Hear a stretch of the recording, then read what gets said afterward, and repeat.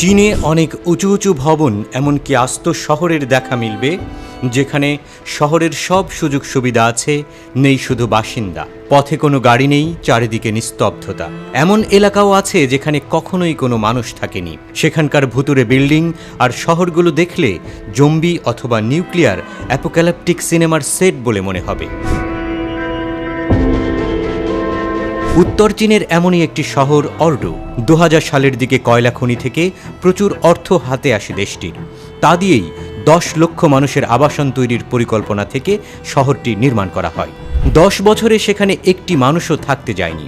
এর প্রায় 90% আবাসিক ভবনের মালিক যে ডেভেলপার কোম্পানি, তারা ভবিষ্যতে বাড়িগুলো বিক্রি করে মোটা টাকা কামানোর আশায় এখনও সেগুলো ধরে রেখেছে।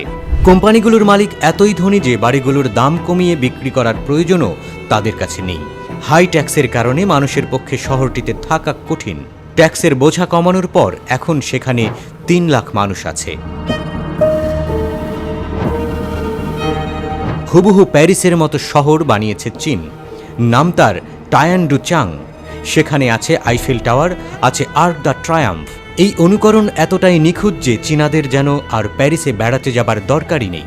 কিন্তু প্যারিসকে অনুকরণ করতে গিয়ে শহরটিতে জীবনযাত্রার ব্যয়ও গেছে বেড়ে। তাই শহরটিও বিরান হয়ে আছে, সেখানে অল্প মানুষই থাকে। সাংহাইয়ের লন্ডন নামে পরিচিত টেমস টাউন চীনের আরেক ভুতুড়ে শহর। লন্ডনের অনুকরণে নির্মিত এই শহরটিতেও মানুষ থাকে না।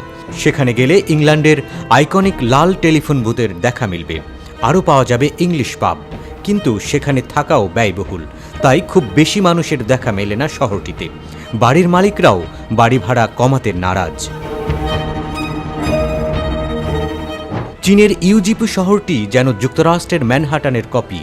তবে আসল ম্যানহাটানের মতো চীনের শহরটিতে মাদকাসক্ত নেই, গৃহহীন মানুষ, হকারদের দোকান এসবও নেই।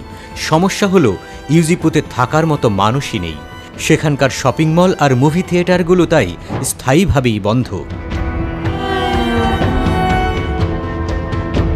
অনেক বছর ধরে অর্ধসমাপ্ত থাকার পর কুনমিং শহরের 15টি স্কাই স্ক্র্যাপার ভেঙে গুড়িয়ে দেয়া হয়েছে 2021 সালে।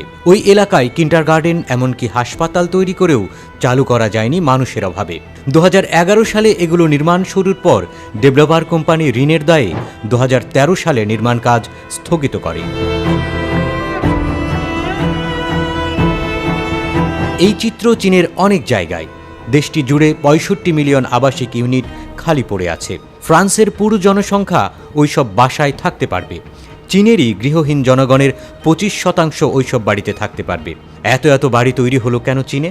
কারণ সেখানকার মধ্যবিত্ত শ্রেণী আবাসন খাতে বিনিয়োগকে নিরাপদ মনে করেছে। তাই রিয়েল এস্টেট ব্যবসা দেশটির অর্থনীতির একটি বড় অংশ হয়ে উঠেছে। কিন্তু দেশটির অন্যতম বড় রিয়েল এস্টেট প্রতিষ্ঠান এভারগ্রান্ড $300 বিলিয়ন ঋণে ডুবে আছে। অর্থের পরিমাণটি পর্তুগালের জিডিপির চেয়েও বড়। অল্প সময়ের মধ্যে পৃথিবীর দ্বিতীয় বৃহত্তম অর্থনীতি হয়ে উঠেছে চীন।